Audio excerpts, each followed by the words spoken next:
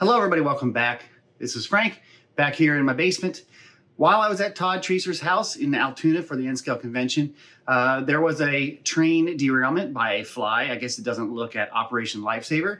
Anyway, that fly, rather large, derailed a train, and that train fell into another train, so both lines going both directions got derailed. And in doing so, because of the yard size, Todd had to go under the layout into the corner to work on getting the train set up and going again. And while he was back there, he gave a kind of an impromptu interview. So here is that interview. You can listen to it and let me know down in the comments what you think. All right, let's go. You just say what you want to say from the rabbit hole. Last night for 5.5 hours, these two trains ran absolutely no issues whatsoever. Tonight, as soon as 10 people show up, they're on the ground, they're wrecking, they're destroying stuff, and I have to crawl back here to get them. So, And we believe it was the fly that died. yeah. It might have been the fly that possibly died. Found teeth and everything. Did you just find him? Oh, the culprit. The fly that caused the problem. That very well could have been the answer. Ladies and gentlemen, we've discovered the problem. Hey, Jim. It was the fly. What is it? The fly. Oh, you say oh, it's Right here. Yeah. The fly. Yeah, that's he's fresh. Yeah. The fly flew under the train and caused the train to lift and derail. It had to. Here it is. It was laying here right next to the track. That's his story. He's sticking to it. It's not video. It's fact. So it's not a prototypical fly. He's actually still a little half alive yet. He's trying to hobo the train. You got to hobo the train already. Honestly, I get stink bugs in my house, and that has happened. Ladybugs and stink bugs. I used to get spiders at my old house, Oh, yeah? and the spiders would get on the track and the train would run over, and you'd find little spider carcasses all over the place. And the real funny thing is, I used to have an outside railroad, a garden railway. I have some of it left here. I'd run that thing all night, and then the lights would start to flicker on it. It's like, what's going on? It's not raining or nothing. It's easy. When you would pick it up, the wheels were black. Oh, my God. And it was filled with ant carcasses, black ant carcasses. They would get on the rail, the train run over them, and it would just roll them around the wheels, and it would just smear all over the track. So you would have to sit there all night long with tweezers, picking ant carcasses out of your train wheels and stuff to bring them in here, to set them in. But here comes that big 105 car train, so let's hope it.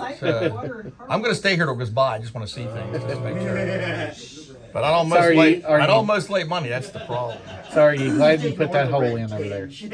Yeah, these holes were put here on purpose for this reason, to get back here to lay the track and stuff. Eventually, they're going to be lift out sections with trees on them or whatever I'm going to do. That one's going to get done probably this year. I'm going to fill it with foam and trees, and I got a bridge I'm building for across the Oh, nice. the end of the track. So, like the real bridge you'll go over tomorrow, actually, over the 81. Well, you won't go over, you'll be on the other side of the river. But You're talking about this corner? yeah, that corner, that's really where Rockville Bridge should be, on the other side of the yard. Oh, okay. But to do Rockville Bridge, it would be from here to there. Sure. We still got a white boxcar on the end of that next freight. A white one, with the out blinker on. Blue and white. Did you find the fly? Oh, yeah, he's here. Yeah. He's a white, Dead. Well, partially dead. He's dead now. White PFE. Yeah, that's it. But I want to put the bridge in. I started them. I wanted to get it done for this weekend, but it's impossible to do too much at once. So, but anyway, it's, that's what we're going to do. Finish that. I want to try to tree that rest of that mountainside there and redo some of my backdrops a little bit. And eventually, I want to put something along here. I don't know what. I have no idea what we're going to do from here to there at such a long distance. So, but we'll piece together something and fasten it to the wall somehow. So In July, you'll have plenty of time, right? after July 1st, I'm going to have lots of time Why is that? because I'm going to retire from the railroad after 30 years of service. So Are we having a party up here? probably going to have a party, yes. Nice. Yes, but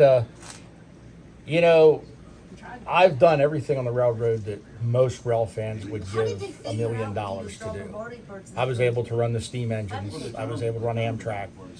I ran the Ring Wing Brothers and Buttermilk Circus train. I've run the F units. I've run the E units. I've run every locomotive that's on here and then some. You know, and it's been a great career and a great ride. But I'm getting a little burnt out. You know, so. But I still enjoy it. I still love running a train, you know. And the railroad's been good to me. I can't complain at all. It's been a great career. So when did you drive your first train? When I was 12 years old. And what happened? That wasn't the first day we derailed it. The first day I ran it, there was no problems. It was like 2 weeks into me running it, we derailed the train. But At 12 years old. at 12 years old. Yeah, the engineer got at me. I think we're on the ground. I said, how can you tell? Well, I'm pretty sure we are. And then when I looked at the engine setting sideways on 2 tracks, yeah, we're on the ground. So it didn't work out too well. But I did. I've had a lot of fun. It's been enjoyable, and it's allowed me to do this, you know. And you know, and she's been a stay-at-home mom, and you know, she helps me with this a little bit, and we enjoy it, and you know. I said the last time you were here, I said when I get to 30,000 pieces, I may call it quits. I'm at 28,000 now, so I don't know. We'll see. We'll see. I've been going through stuff and looking for duplicates and stuff, and I found some duplicate runner packs and engines and stuff that's never going to see the track or never going to see the showcase.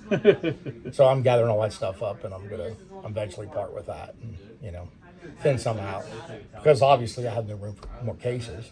I think there's plenty of fans that would be happy to get a piece of Todd Treaster's museum collection. I would think so too. That's what some guys have said. Well, you know, getting a piece from your collection means something, and you know, it's. I mean,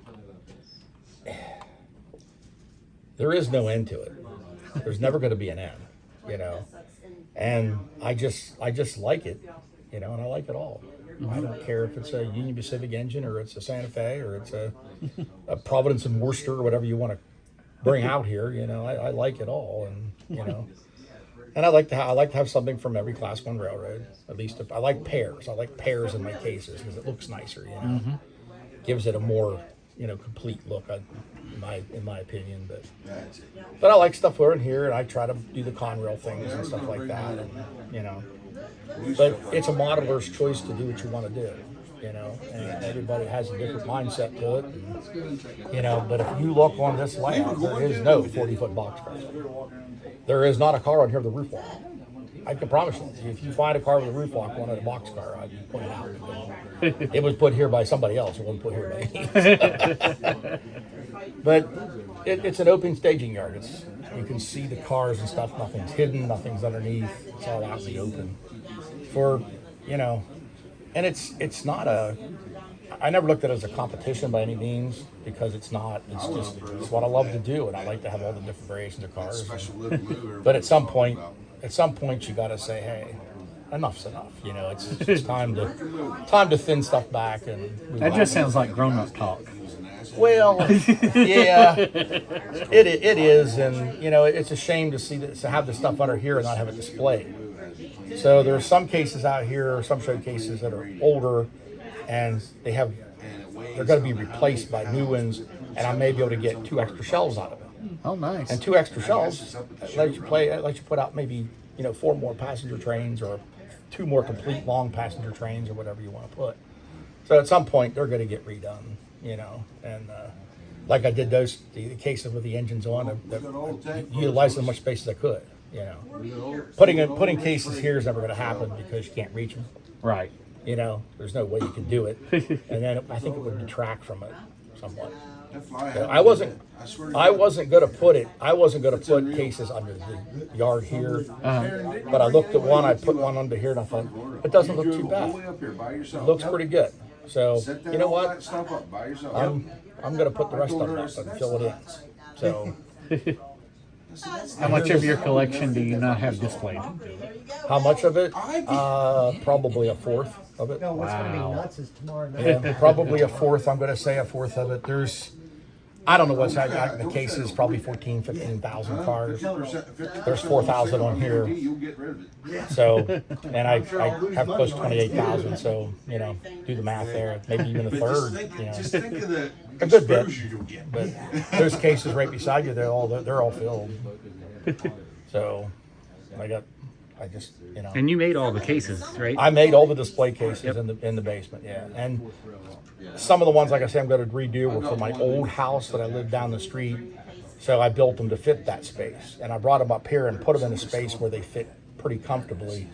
But they're buying time. They need replaced and redone. And I want to, instead of the bold on glass, I want to put sliding glass on it. Makes it easier to access them and get things out of them and stuff. And, you know, because I do pull some of the engines out, some of the things. Somebody wants to see D&H run, we'll pull D&H engines out, run them on a train. But, you know, and I like to see some of the stuff myself run too. I'll get some of the Japanese bullet trains and the TGVs, the French stuff out, and I'll run them around here. Just put them on here and run them. You know, have a little fun with them. And, you know, I like to see that stuff run too. And the Lone Star will run on here, but it doesn't run well. It picks my switches because of my shims that I have on the switch guards, on the rail guards, the frog guards, I guess you could say. And it picks them. It doesn't like them. But yeah, it's been 40 years of fun, you could say. And the open houses and stuff like tonight, we enjoy having people here. We enjoy doing it. You know, we like to share it. And that's what it's all about. Thank you for sharing. We do appreciate it. Absolutely. It's what it's all about. It's all about, you know, sharing with each other. And Jim and I share stuff all the time and give each other stuff. And, you know, if there was a car in here that I had a duplicate of and you said, well, I really like that car, I'd really like to have it, I'd probably pick it off the layout right now and give it to you. You know, if I had two of them and not even think twice about it. Because that's the way it is, you know. And I'm a true believer it comes back to reward you at some point in your life, you know. Definitely. And I've been, like I said, I've been pretty fortunate, you know. So, but I don't know. I told her when it's over, it's over. But I'm not going to quit till when it's over. So, There you go. so but we do have a lot of fun, you know. Well, the good thing is that I've seen both trains run by you, and they're fully together. Yes. Yes. I usually I have an ear for things when that happens, but when I'm talking, I kind of lose track. And So, do you want to climb out of your hole now? yeah, I think we're going to climb out of here now. And, Thank if you. you haven't checked out the city, please do. Oh, I definitely. did first. I did first. I'm gonna Yeah, take you. I'm gonna get a tour by you with the city when you get time. Yeah, that's been a lot of work and a lot of effort. That city's actually been redone 3 times. Goodness. Yeah, the first time I did it, I didn't like the way the background looked, and then I talked to Kirk Reddy, and he said I want a magazine article with it, and it was really during I think the Hershey convention when we did it. I think is when I did that project.